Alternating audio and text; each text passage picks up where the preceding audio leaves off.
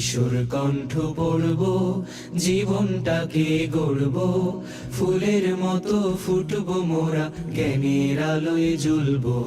ফুলের মতো ফুটবো মোরা, জ্ঞানের আলোয় জ্বলব। এক মুঠ পুঁই শাক আনতে 50 টাকা। আমি আর প্রাইভেটও পড়াইতে পারি না, আমি একটা গাইড কিনতেও পারি না, এবং আমি যদি আগর 2 ভাই বোনের যদি পড়ালেখা করাই তাহলে আমি বাঁচতে পারি না।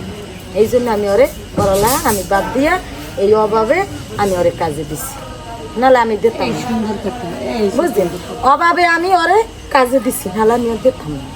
আমার ছেলে আমি জানি তোমার মতন যদি হয় পড়ালেখা করতে আমি খুব শান্তি পেতাম, কিন্তু আমি পারিনি, আমার তহবিলে নাই, আমি ওরে পড়ালেখা করাতে পারিনি। চাইছিলাম আমার বাইরে একটু হেরাস করে, ও যে কালকে আমাকে বলছে ওই।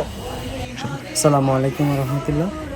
গতকালকে আমরা সামাজিক যোগাযোগ মাধ্যমে দেখতে পাচ্ছি আমাদের শিক্ষার্থী বন্ধু হোসাইন পারিবারিক অসুস্থতার কারণে তার বাবা তার খোঁজ নেয় না, বিভিন্ন পারিবারিক ঝামেলা এবং পারিবারিক অর্থনৈতিক খারাপ অবস্থার কারণে সে তার পড়াশোনা ছেড়ে সে কর্মজীবন বেছে নিয়েছে। তো আমরা কিশোরখণ্ড ফাউন্ডেশনের উদ্যোগে তাকে প্রাথমিক কিছু সহায়তা প্রদান করতেছি। আর আমরা ওই পড়াশোনার যা প্রয়োজন আমরা কিশোরখণ্ড ফাউন্ডেশনের মাধ্যমে সেই ব্যবস্থা গ্রহণ করব। আর আমাদের কিশোরখণ্ড ফাউন্ডেশনের মূল লক্ষ্য উদ্দেশ্য কাজই আমাদের এই শিক্ষার্থী বন্ধুদের নিয়ে কাজ করা, আর তাদের কল্যাণার্থে তাদের জ্ঞান বৃদ্ধি করার মাধ্যমে আমাদের মূল থিম প্রজন্ম গঠনের প্রত্যয়। আমরা শিক্ষার্থী বন্ধুরা যাতে তাদের নিজেদের কর্মসংস্থান নিজেরাই তৈরি করতে পারে শিক্ষার মাধ্যমে, সেই লক্ষ্য উদ্দেশ্যে আমরা কাজ করছি।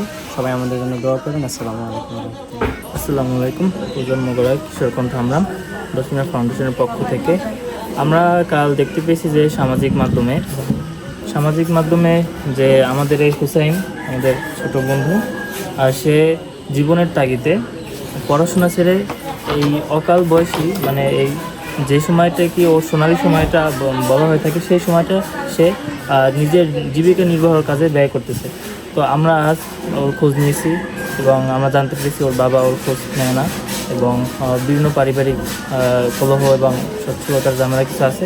তো এর কারণে আজকে আমরা ওকে যতটুকু পেরেছি আমরা কিশোরকণ্ঠ ফাউন্ডেশনের পক্ষ থেকে আমরা সামান্য কিছু ওকে আর্থিক সহায়তা করছি, এবং পরবর্তী সময়ে আমাদের ওর পড়াশোনার বিষয়ে যতটুকু খরচ বহন করা আমাদের প্রয়োজন, এবং ওর পরিবারের মধ্যে যদি আমরা পারি তাদের কুলাহটা মিটিয়ে দেওয়ার জন্য যতটুকু আমরা সাহায্য করব, সকলে আমাদের জন্য দোয়া করবেন।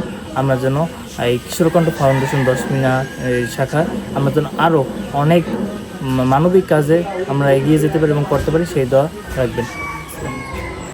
আত্মগঠন করব, কিশোর কণ্ঠ পড়ব, জীবনটাকে গড়ব, ফুলের মতো ফুটবো মোরা, জ্ঞানের আলোয় জ্বলব।